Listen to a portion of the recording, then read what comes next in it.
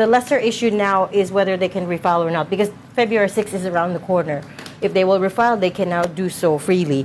But it's more the implications of the 7 new guidelines that the Supreme Court set down that will make it harder to impeach any public official.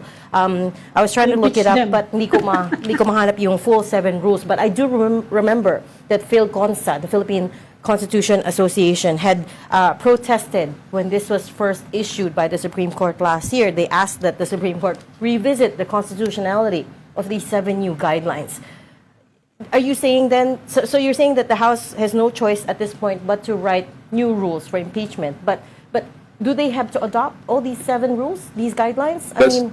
That's correct, Regina. So they have to adjust, they have to adopt the new 7 guidelines set forth by the Supreme Court. So we have no choice but to comply as a matter of constitutional process.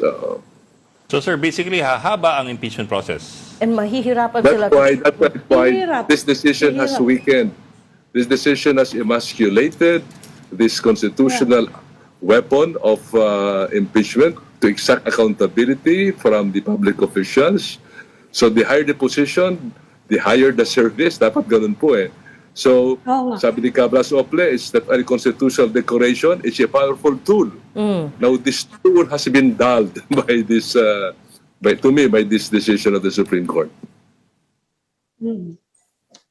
Yeah, it would. I Di mean, ba impeachable offense yun? if it's now harder Di ba to... impeachable offense yun?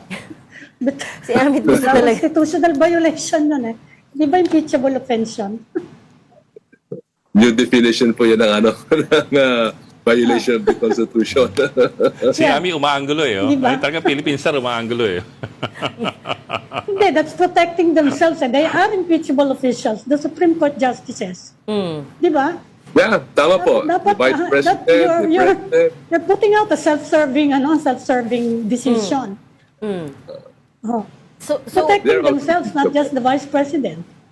That's correct. President, Vice President, Supreme Court Justices, Yeah. Constitutional Commissions, and Ombudsman. Sila po yung impeachable officials. At saka considering na dati meron ng mga effort to impeach 7 justices all at the same time.